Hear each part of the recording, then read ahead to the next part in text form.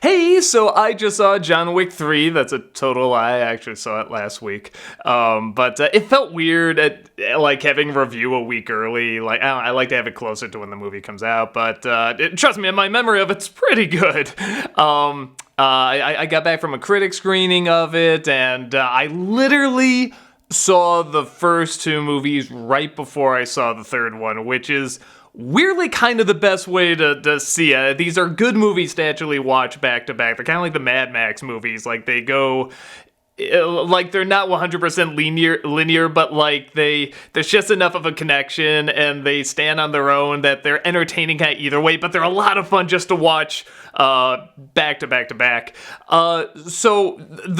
Because I never talked about the other films before, I'll give my thoughts real fast. First film, I really, really like. When I saw the trailer for it, I remember thinking this is just another Keanu Reeves when he was kind of like, it kind of looked like he was on his way out almost, or trying to make a little bit of a comeback, but like, everyone said it was great, so I saw it, and they're right. The action's really great. He's friggin' really great in it.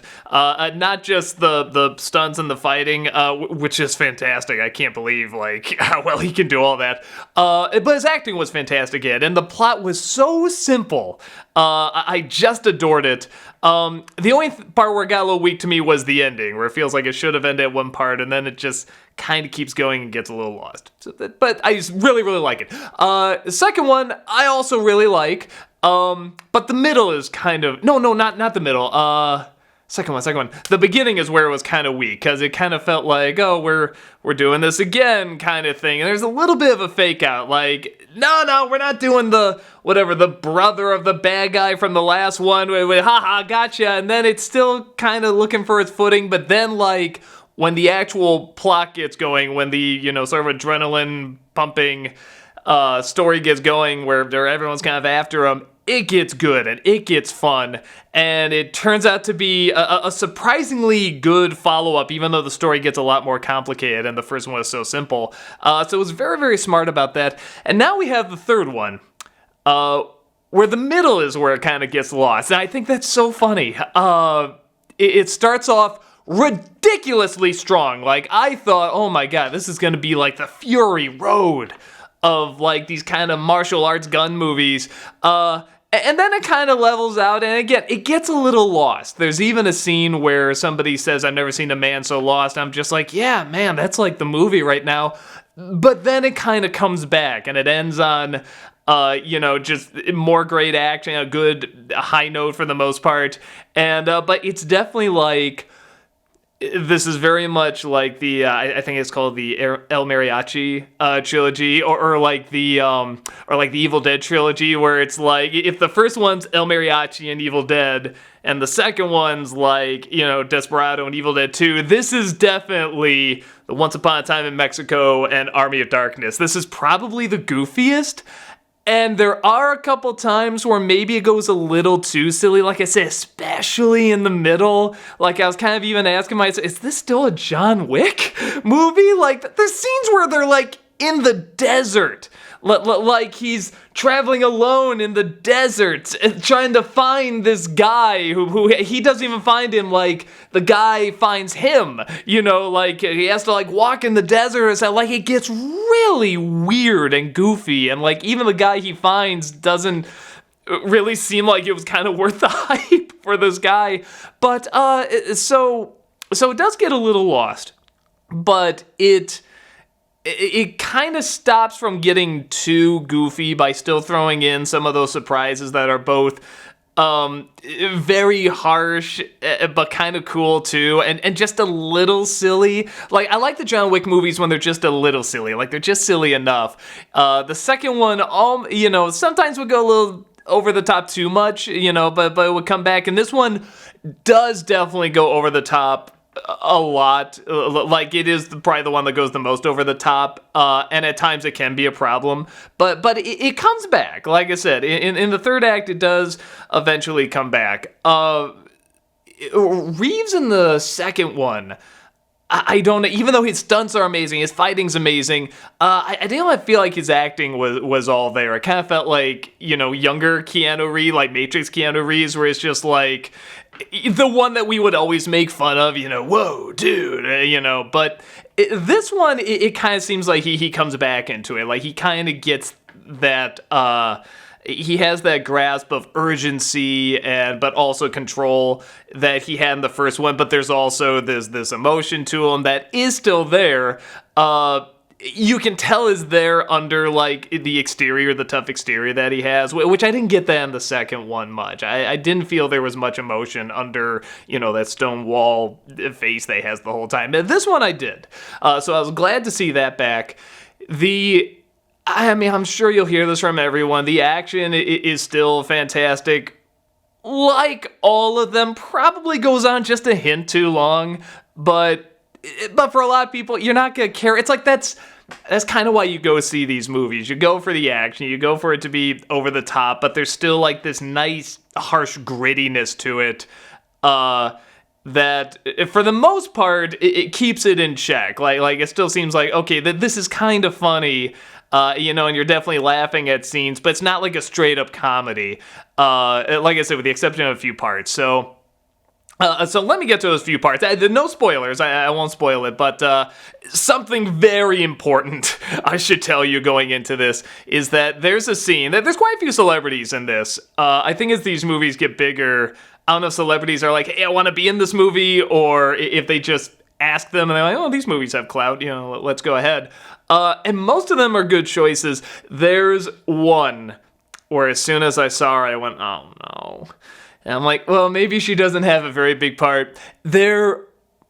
I don't know if this is intentional. They're making it look like it's gonna be a buddy movie. Like, oh no, these two don't get along. They're gonna have to go on this adventure together. And it's just two people that they're not a cool duo, and the fun of John Wick is most of the time he's a loner, he's alone, he's the boogeyman and stuff like that. You kind of don't really, if you're gonna have an equal, you really want someone who's either gonna be that equal or is gonna push it to another level or something like that. And usually that's the villains. The villains are kind of the equals that he fights, and they have to prove themselves and stuff like that. So if you're thinking to yourself this is going to be a buddy movie, it's not. It might even be a fake out, kind of like the fake out they have in the second one where they make it look like it's the, Pierre Stormare is going to be the big bad guy, and then he just disappears, which is great. I love that. You get some fun action, and then it's like, haha, gotcha, we're not doing that stupid thing. And it might be the same thing here, but again, it kind of happens in the middle, so it's a little strange. But there's weirdly kind of a fun respect for that too, just kind of fooling you just to fool you. But while it's going on, maybe it's just me and I never really got into this actress. I won't say who it is, but I just wasn't buying it. I never buy her as a tough person, like the badass, we're gonna get in a fight and stuff. But I mean, she's done good performances in the past, but yeah, I never bought her as the badass. But to her credit, she does a lot of cool stuff. They have a lot of the one-shot, things that they do with Keanu, and they do it with her, and it's just like, it looks like it's really her, and she's doing a lot of these stunts that, shit, I couldn't do, so it's not something where it's like, oh, lazy, not trying. No, that's not it at all. It looks like she's working her ass off. I just never kind of bought her as this badass, and I don't think she was a good team-up with him, but it kind of vanishes. You're there for a little bit, and then she's kind of gone, which is weird. But again, it's like you don't quite know where these movies are going. So while it does get odd, it kind of keeps you guessing. And by the time you get to the end, you're kind of like, yeah, all right, no, that was still fun. That was still pretty cool. The villain in this, I mean, a couple villains, but the villain in this, I recognized her from Billions, and it's interesting to see what her real voice sounds like, because if you see her in Billions, she has kind of this crackly voice like this, like it's almost hard to tell, if you're a man or a woman, the way she talks, and then she talks here, it's just a very beautiful voice. I was just like, oh, I didn't know that was her real voice. She does a great job, and I love it when there's people who are much younger come in and they act like they're a lot older and they can pull it off. Like, you look at her, you know she's very young, but just like the stamina and the dominance she has of every scene is really, really good. Like, this is an actress I'd love to see go on to other stuff. Kind of like the second film, I think they say these movies are supposed to take place like in the span of a week, I think. Don't quote me on that. But the idea is that every single time a movie ends, like, the next one pretty much picks up right where the other one left off. And this one probably the most. I mean, it is literally 20 minutes after the last movie. Which is cool, especially if you watch them together.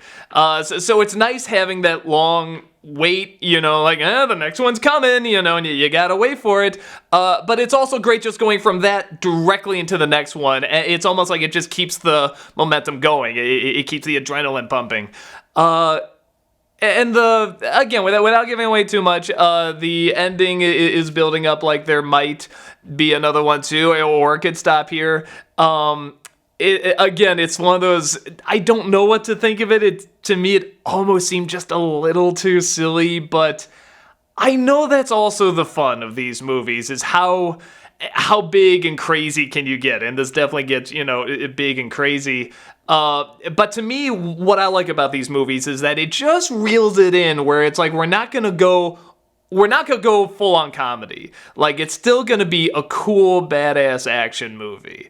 So for a good chunk of the movie in the middle, I really thought, oh my god, this isn't gonna work. Like we've lost it. We've lost John Wick. It just got too big, too goofy, and now it doesn't know where it's going.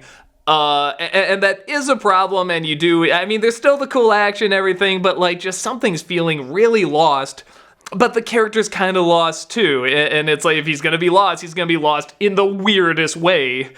And then it kind of, like I said, for the most part, it comes back. Like, the motivation is still a little weird and still a little off, especially kind of when you see what it all amounts to. But again, that's part of the fun, is that it keeps tricking you, and it just kind of does whatever it wants. So I don't know. It looks like if there is a John Wick 4.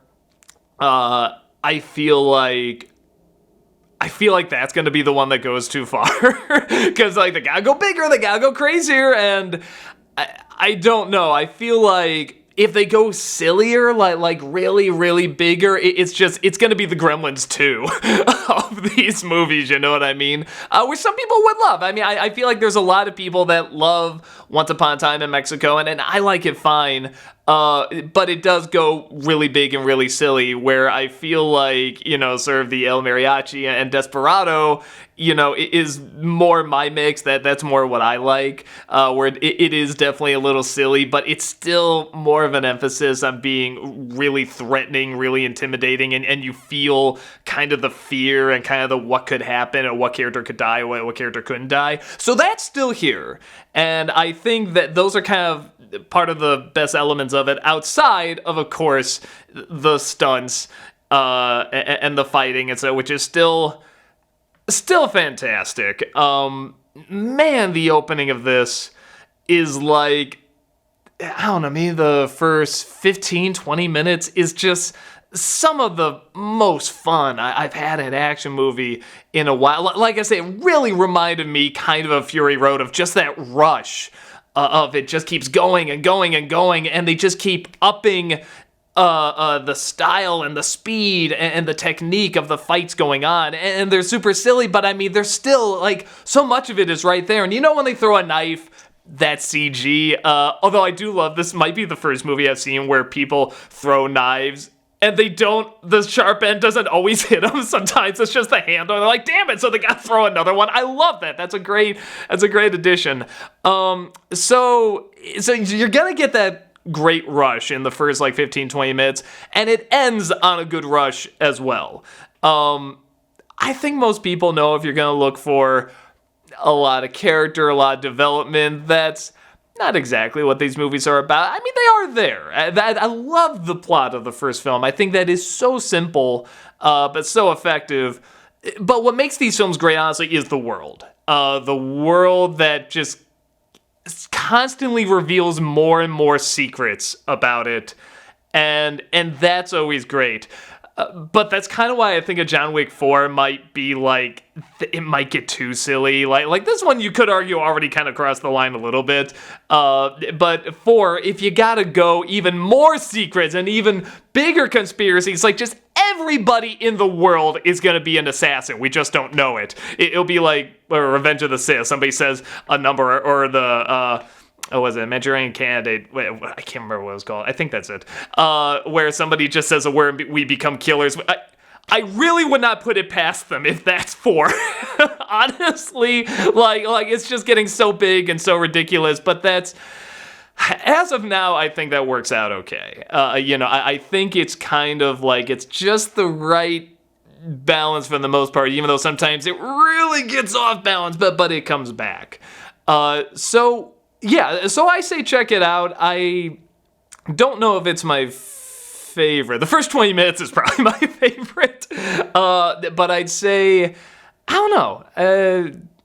The second one's pretty good. The first one's great too. I don't know. These are fun movies. And I guess people are going to debate what's their favorite one.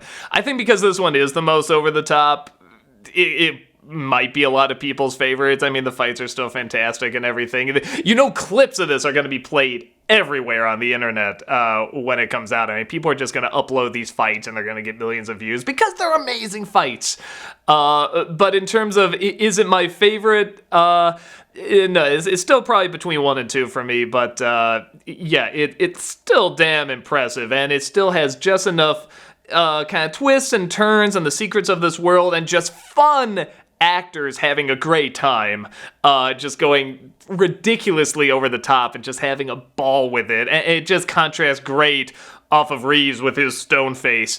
I've made fun of Reeves a lot in the past. I really like that he's kind of doing this cool comeback, and he's doing it in such this awesome, unique way. I mean, people could be like, oh, it's like Tom Cruise doing his own stunts, he's just trying to do that. But I mean, it's something really different because I feel like they both take a lot of balls and a lot of strength and a lot of focus, but this one is just a very different kind of technique. Where Cruise will go hang off a building or something like that, just like, holy shit, that's cool. Reeves will just plan this crazy fight scene that it doesn't have many edits, and it's really him, and you see him doing it, and they're just two totally different animals. And I think even if you take the stunts out of it, I feel like some actors that get older, like they really do mature more, and they bring something else to their acting. And I feel like this is kind of like he's kind of evolved to a higher level now, which I really like. Kevin Costner did the same thing. Like before, I thought he was way too flat and way too one note and boring, but like the past 2 or 3 movies I've seen him in, he's been fantastic. So I kind of like seeing these actors evolve like that, even if it's for something as silly as John Wick. I mean, just these little martial arts shoot 'em up movies. But I mean, again, you watch him in that first one, I mean, like, it works because you get why he's doing this. And even though there's not much dialogue, I mean, his acting is great, and it's completely motivated when you see him just go on this killing spree. And weirdly enough, even though the first one started off very simple, and it could have stopped there, as the stories get more and more complicated, it still kind of works. You're still kind of with him. Like I said, this movie is probably the most lost out of them, but they kind of, like I said, they make him kind of lost as well. And even in the first one, he starts off kind of lost. So that's always kind of that weird connection to all of them, is that even though sometimes he's not always properly motivated or knows what he's doing, like, it seems like that's kind of the intent.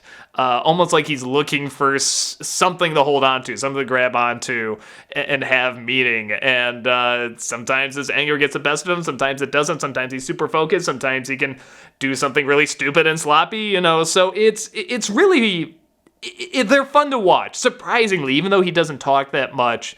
And like I said, his goal or side quests constantly change.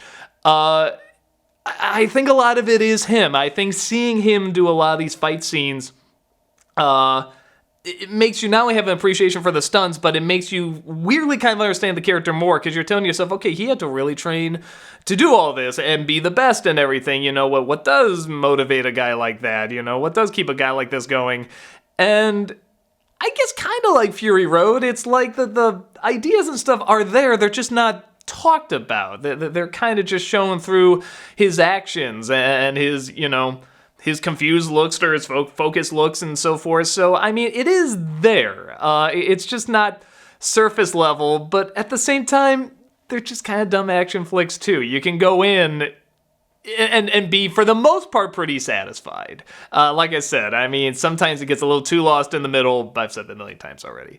So I think most people are gonna like this. I think for some it might go too silly, and I get it, but I feel like it really does it has a strong opening, it has a strong ending, and I think there are gonna be people that like the middle because it just gets so crazy, but it still comes back to, here's a dude, he's gonna kick some ass against some really colorful, fun villains that are just having a crazy ball, a crazy time, doing crazy, weird things. And it's a lot of fun. So if you are feeling lost at some point, just keep in mind it's gonna. In the middle, it almost doesn't feel like John Wick, but it comes right back to John Wick. It's still the cool movie you want to go see. For some, it might be too weird. For me, it reeled it in just enough. So yeah, that's about it. I will see you next time. Take care.